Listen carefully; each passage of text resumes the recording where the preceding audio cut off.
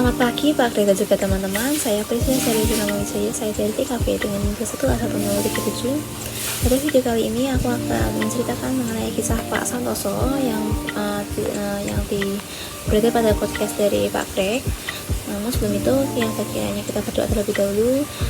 Tuhan, terima kasih atas segala berkat rahmat-Mu. Kiranya segala berkat rahmat ini bisa membuat video kata ini bisa berkat bagi kami semua. Dalam nama Tuhan Yesus, kami berdoa. Amin. Oke, jadi nggak pakai lama, aku akan ceritain secara langsung. Jadi Pak Santoso ini adalah seorang yang tumbuh di lingkup kehidupan Katolik bersama para suster, Buddha, Romo, dan lain-lain. Nah, ia ini bisa berada pada kehidupannya yang seperti itu karena pada saat bayi, ia ini ditemukan oleh seorang ibu pada keadaan di dalam plastik hitam yang ditunggu oleh seorang anjing kelaparan. Namun karena berkat dari Tuhan menyelamatkan Pak Santoso ini dari segala mara bahaya tersebut. Dan akhirnya ia seperti yang saya katakan tadi ditemukan oleh seorang ibu yang akhirnya menyelamatkannya dan menghidupkan Pak Santoso yang ketika bayi tersebut ke penitipan anak. Nah, waktu terus berlalu hingga akhirnya pada tahun ke-88 Pak Santoso bayi ini akhirnya setelah di penitipan anak disarankan untuk dibawa ke Yayasan Sugio Pranoto yang berlokasi di Semarang. Nah, disitulah kepribadian serta iman dari Pak Santoso itu dibentuk dalam agama Katolik. Walau ia tidak mengalami keceriaan yang seharusnya dialami oleh anak-anak pada umumnya, namun ia belajar untuk dapat saling melengkapi hidup dalam persaudaraan itu semua berkat ia tinggal di yayasan dan bersama anak-anak lainnya, bersama dari para suster, Buddha, dan Romo. Di situ ia mengembangkan imannya. Nah, jadi pesan moralnya apa? Jadi pesan moralnya itu dalam setiap kehidupan pasti ada masalah. Masalah itu pasti datang dan silih berganti. Kita nggak perlu takut karena Tuhan pasti akan berikan jalan keluarnya. Jadi kita harus berbanyak rasa syukur kita untuk sehari-hari kita karena kita ini bisa hidup bersama orang tua kita dari lahir, kita dibesarkan, kita dirawat tanpa tidak seperti orang-orang yang tidak memiliki orang tua, karena tidak semua orang ini mengalami kehidupan yang seperti itu, yang mendapatkan karunia dari Tuhan. Maka dari itu kita harus bersyukur dan melakukan tindak balik pada orang tua kita dengan dapat membalas kebaikan dari orang tua kita itu sendiri.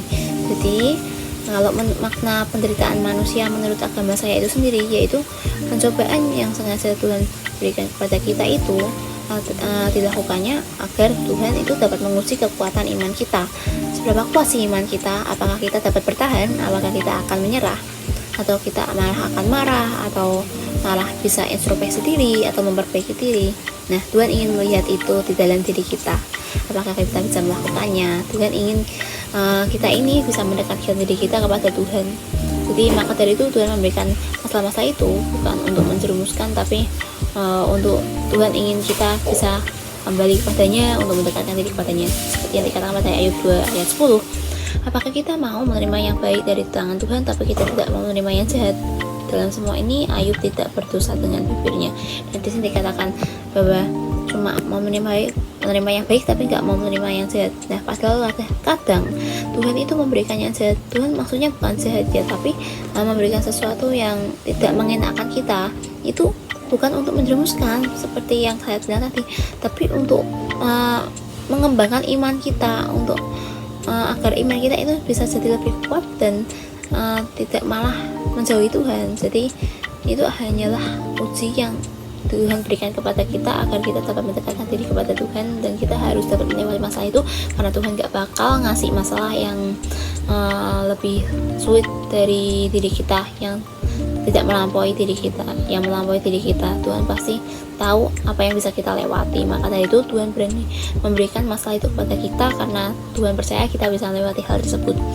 Jadi kita harus semangat untuk melewati segala permasalahan yang ada, seperti yang dilalui oleh Pak Santoso ini selama hidupnya. Mungkin memang itu sangatlah berat dan ia tidak merasakan kasih sayang dari orang tua asli, namun di situ ia mendapatkan kasih sayang dari suster, Romo, dari masyarakat, dari lingkungannya. Di situ ia malah bisa mendapatkan kasih karunia yang lebih, malah ia bisa bertumbuh dalam iman. Nah, itulah kita harus bisa melihat sisi positif dari segala hal yang ada.